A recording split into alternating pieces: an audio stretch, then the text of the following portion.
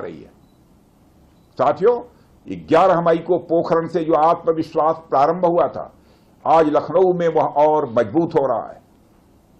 साथियों, अपनी बात समाप्त करने के पहले मैं कहना चाहता हूं कि जिन भारत विरोधी और आतंकी संगठनों ने भारत माता के मस्तक पर हमला करके कई परिवारों के सिंदूर मिटाए थे, उन्हें भारतीय सेना ने ऑपरेशन सिंदूर के माध्यम से इंसाफ दिलाने का काम किया है। और इसके लिए आज सारा देश भारतीय सेनाओं का अभिनंदन कर रहा है। ऑपरेशन सिंदूर सिर्फ एक सैन्य कार्रवाई भर नहीं है, बल्कि भारत की राजनैतिक, सामाजिक और सामरिक इच्छा शक्ति का प्रतीक है। यह ऑपरेशन आतंकवाद के खिलाफ भारत की दृढ़ इच्छा शक्ति का और सैन्य शक्ति की क्षमता और संकल्प शक्ति का भी प्रदर्शन है।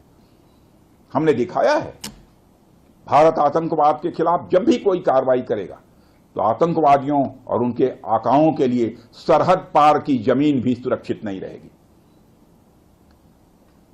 भारतीय सेनाओं ने ऑपरेशन सिंदूर को पाकिस्तान में मौजूद आतंकी ढांचा ढहाने के उद्देश्य से लॉन्च किया था। हमने उनके आम नागरिकों को कभी निशाना नहीं बनाया था, मगर पाकिस्तान ने न केवल भारत के नागरिक इलाकों को निशाना बनाया, बल्कि मंदिर, गुरुद्वारा, गिरजाघर पर भी हमले करने का प्रयास किया। भारतीय सेना ने शौर्य और पराक्रम के साथ साथ संयम का भी परिचय देते हुए पाकिस्तान के अन्य ठिकानों पर भी प्रहार करके करारा जवाब दिया है। हमने केवल सीमा से सटे सैन्य ठिकानों पर ही नहीं कार्रवाई की, बल्कि भारत की सेनाओं की धमक उस रावलपिंडी तक सुनी गई जहां पाकिस्तानी फौज का हेडक्वार्टर मौजूद है। मित्रों, भारत में आतंकवादी घटनाएं करने और कराने का क्या अंजाम होता है, यह पूरे विश्व ने उरी की घटना के बाद देखा, जब हमारी सेना ने पाकिस्तान में घुसकर सर्जिकल स्ट्राइक की।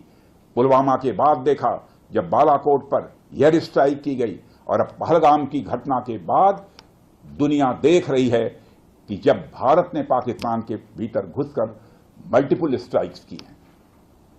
आतंकवाद के खिलाफ जीरो टॉलरेंस की नीति पर चलते हुए हमारे यशस्वी प्रधानमंत्री नरेंद्र मोदी ने स्पष्ट कर दिया है कि यह नया भारत है जो आतंक के खिलाफ सरहद के इस पार और उस पार दोनों तरफ प्रभावी कार्रवाई करेगा। यह हमारे प्रधानमंत्री जी ने स्पष्ट रूप से यह संदेश दे दिया है।